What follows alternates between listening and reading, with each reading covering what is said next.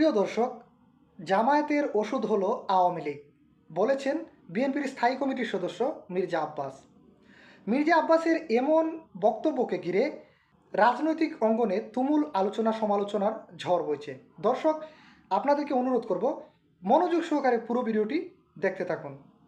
বেগম জিয়ার দোয়া মাহফিলে বক্তব্য দিতে গিয়ে এক পর্যায়ে মির্জা আব্বাস বলেন, বাংলাদেশ জামায়াত ইসলামী হলো আওয়ামী লীগের মতো। আওয়ামী লীগ যেমন অসভ্যের দল এবং অভদ্রের দল ছিল, ঠিক তেমনি জামায়াত ইসলামীও অসভ্য এবং অভদ্রের দল। তারা ইসলামের নামে মৌদুদিবাদের ধর্ম প্রচার করছে।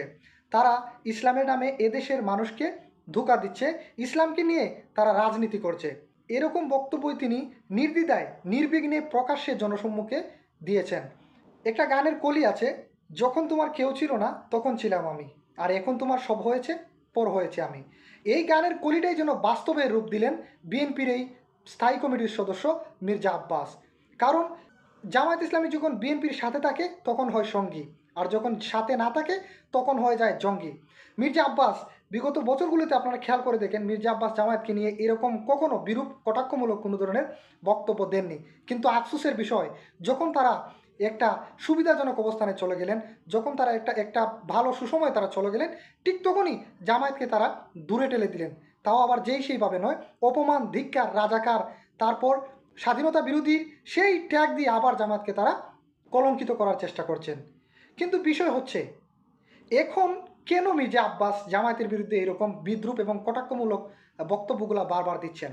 এটার মূল কারণ হচ্ছে, এই যে বর্তমানে একটা আগামীর 26 সালে জানুয়ারির শুরুতে যে রাজনীতির একটা প্রভাব চলছে, রাজনীতির একটা উৎসব আমেজ চলছে, ঠিক সেই মুহূর্তে জামায়াত ইসলামী যখন হাঁটি হাঁটি পা পা করে ভালো ভালো পদক্ষেপ নিয়ে, চমকপ্রদ সব পদক্ষেপ নিয়ে জনসম্মুখে গিয়ে মানুষের দোরগোড়ায় কষ্ট করে হলেও পৌঁছে গিয়ে মানুষের জনসমর্থন কুড়িয়ে কুড়িয়ে নিচ্ছে, ঠিক সেই মুহূর্তে এই বিএনপির মির্জা আব্বাসেরা সেটা মেনে নিতে পারছেন না। তাদের গায়ে যেন জ্বলে, তারা নিজেরাও কিছু করতে পারতেছেন না এদেশের জনগণের জন্য, এবং অন্য কোনো দল এই জনগণের ভালোবাসা কুড়াতে যে কোনো ধরনের চেষ্টাকেও তারা বাজেভাবে নিচ্ছেন এবং বাজেভাবে জনসম্মুখে উপস্থাপন করছেন, যা সত্যি এই বাঙালি জাতির জন্য খুবই দুঃখজনক এবং হতাশাজনক।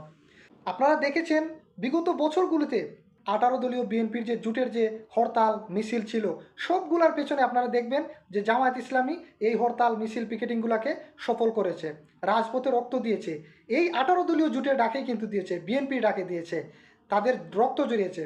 কিন্তু আজ যখন দেখা গেল যে বিএনপি তাদের ভালো একটা অবস্থানে চলে আসছে, তখন তারা এই নেতারাই তারা বলছেন কি জামায়াত ইসলামীর কোনো অবদান নেই। অবদান যে কার আছে সেটা মির্জা ফখরুল ইসলাম আলমগীরের বক্তব্য দেখলেও বোঝা যায়। এই যে 5ই আগস্টের আগে এই যে জুলাই বিপ্লব আন্দোলন চলছিল, তখনও বিএনপির মহাসচিব বলেছিলেন যে এই হাসিনা বিরোধী আন্দোলনে এই সরকার হটানোতে আমাদের কোনো দলের কোনো ভূমিকা নেই, আমরা বিএনপি এর পক্ষে নই। এরকম একটা ক্লিয়ার অবস্থান তারা জানিয়েছেন।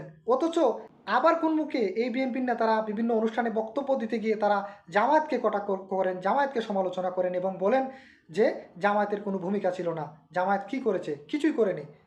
এবং তারা জামায়াতকে আওয়ামী লীগের সাথে তুলনা করতেছেন যে আওয়ামী লীগ যেভাবে খারাপ, জামায়াতও সেই রকমইভাবেই খারাপ। কিন্তু বিষয়টা হচ্ছে, এই কথাগুলো কি মার্কেটে চলবে? এই কথাগুলো কি এই দেশের জনগণ খাবে? উত্তর হচ্ছে না, ওই দিন আর এখন নেই। অন্ধের মতো ওই ছিলে কান নিয়ে গেছে আর পেছন পেছন দৌড়ানো এই যুগে এই দেশের জনগণ এখন আর বসবাস করছে না। এদেশের জনগণ কানের মধ্যে এবার হাত দিয়ে দেখে ওইটা জায়গায় আছে কিনা। তো এরকম অপপ্রচার চালিয়ে কতদিন মার্কেট পাওয়া যাবে বা মার্কেটে কতদিন টিকে থাকা যাবে, এটা এখন শুধু সময়ের ব্যাপার।